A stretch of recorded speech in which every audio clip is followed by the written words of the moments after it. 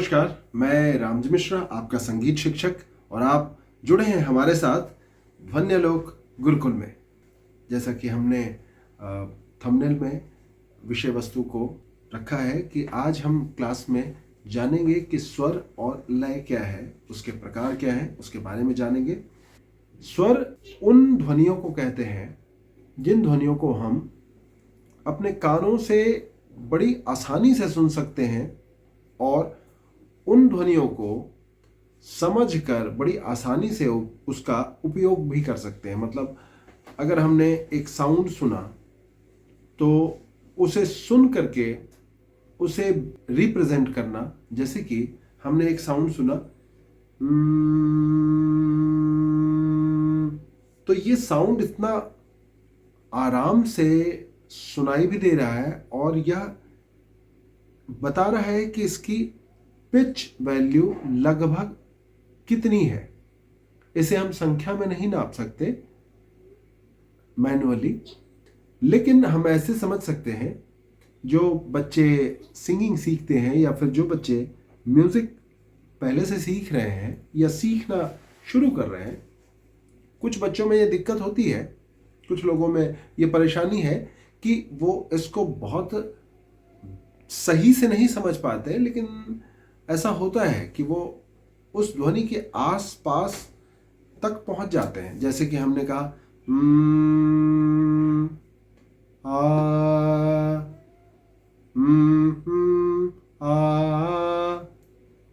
तो इस तरह अगर आप उस ध्वनि को बहुत अच्छे से समझ पाते हैं, निश्चित ही वह ध्वनि स्वर है। इन्हीं का उपयोग करके हम गीत संगीत बनाते हैं, धुनें बनाते हैं, कंपोजिशन अलग अलग तैयार करते हैं। और यही ध्वनि जब उतार चढ़ाव में रैंडम यूज होती है, जैसे कि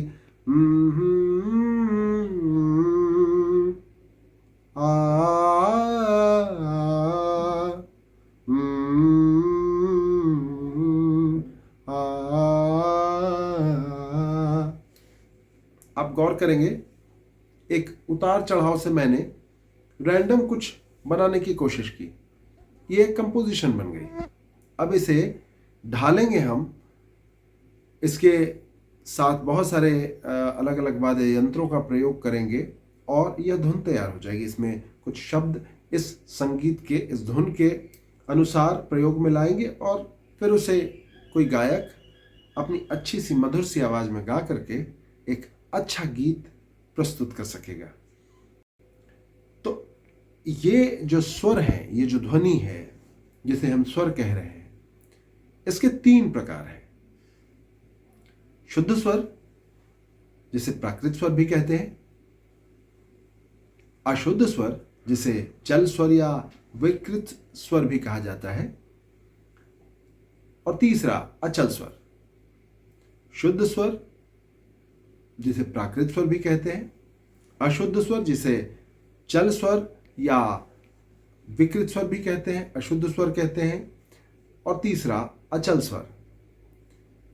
इन 3 स्वरों के अलग अलग उपयोग हैं और इनके अलग अलग साउंड भी हैं, जिसमें से मुख्य रूप से जो इसके 2 प्रकार हैं, शुद्ध और अशुद्ध वाला, शुद्ध प्राकृत या विकृत, अशुद्ध चल स्वर। बाकी एक और प्रकार हमने आपको बताया, अचल स्वर।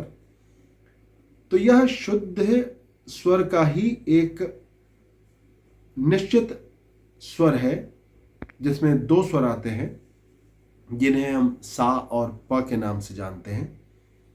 इस पर हम विशेष चर्चा करेंगे, आप गौर से सुने हमारी बात को।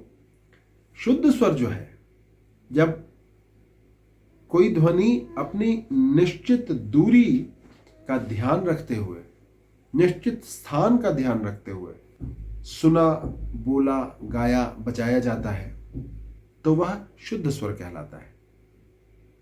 जैसे कि हमने एक ध्वनि आप तक पहुंचाई, अब इससे खास दूरी पर दूसरा एक साउंड फिर से हमने गाया, पहला साउंड था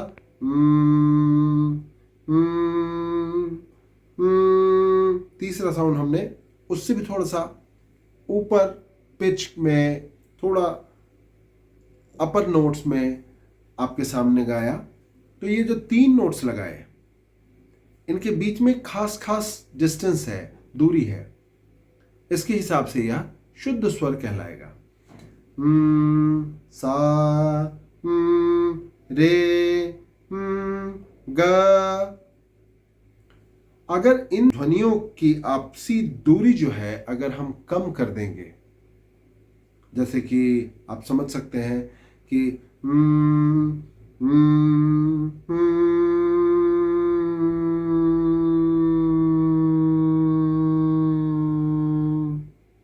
आपने गौर किया, ये ध्वनि अगर धीरे धीरे धीरे धीरे कम होती चली गई तो यहां पहुंच गई, सा के पास पहुंच गई। सा सा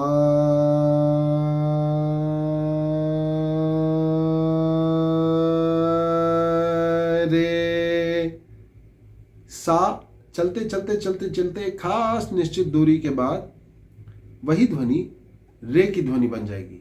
रे चलते चलते आगे की तरफ ग की ध्वनि बन जाएगी। ग म में परिवर्तित हो जाएगा, म से प बनेगा, प से ध, ध से नी। फिर नी से अगला पड़ाव, अगली हायर ऑक्टेव वाली हायर नोट्स सा बन जाएगी। अब जानते हैं कि शुद्ध स्वर या प्राकृत स्वर कितने हैं। जी हाँ, आपने सुना होगा 7 स्वरों से संगीत सजा है। तो ये जो 7 स्वर कहे जाते हैं, ये 7 स्वर सा रे ग म प ध नी है। ये इनका संक्षिप्त नाम है। वैसे इन स्वरों के, इन 7 स्वरों के जो पूरे नाम है वो कुछ डिफरेंट है। सा को षडज कहा जाता है, रे को ऋषभ कहते हैं, ग को गंधार कहते हैं, म को मध्यम कहा जाता है, प को पंचम कहते हैं, ध को धैवत कहा जाता है और नी को निषाद कहते हैं। एक बार पुनः मैं दोहराता हूं, आप गौर से सुने।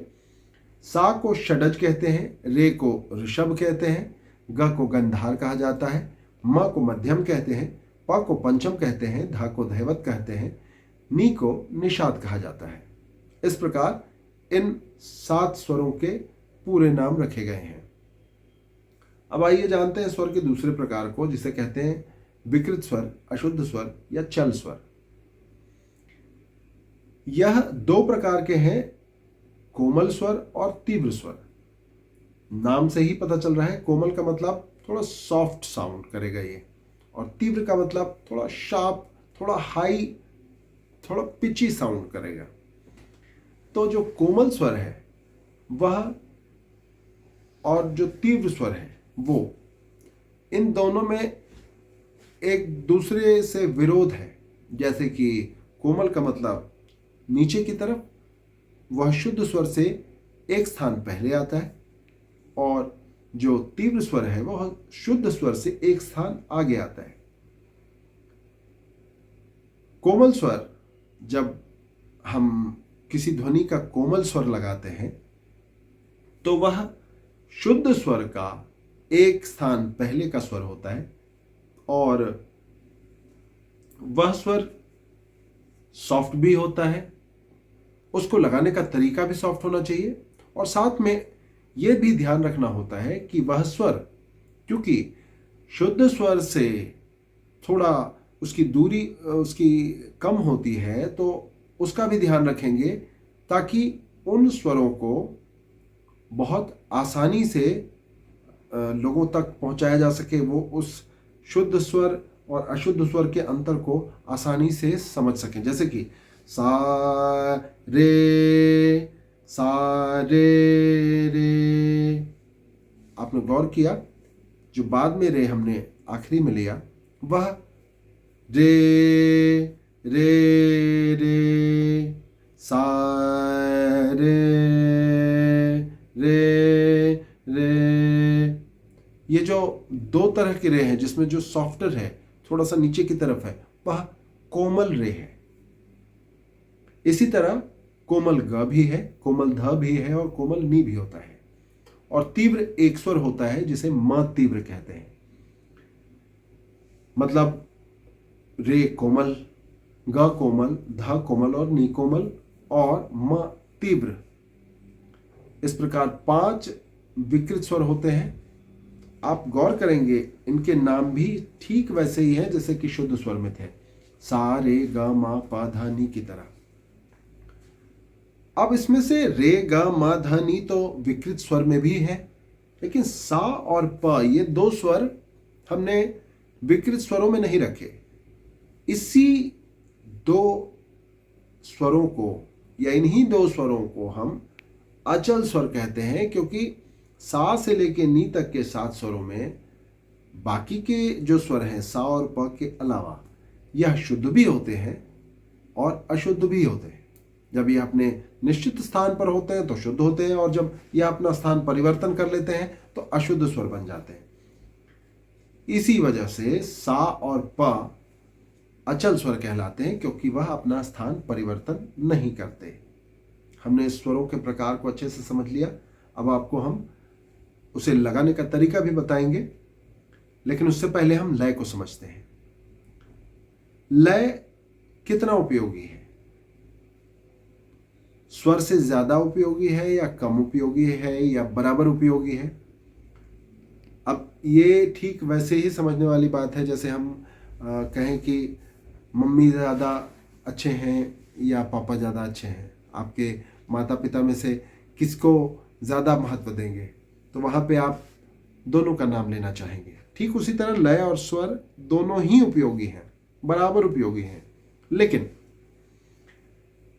इसको ऐसे समझ सकते हैं कि अगर जल पानी आप बिना किसी बर्तन में रखे उसे सुरक्षित और उपयोगी बनाना चाहें तो क्या संभव हो सकता है?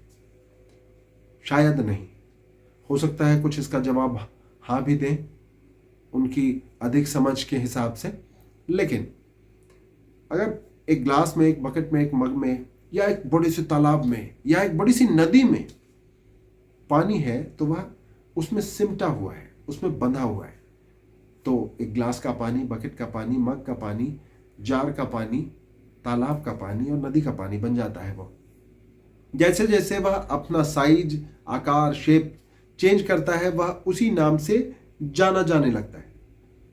लेकिन वही पानी अगर हम फर्श पर उड़ेल दें, सड़क पर यूं ही बिखेर दें, तो वह पानी सिर्फ उस जगह को धोने के अलावा किसी काम में नहीं आता।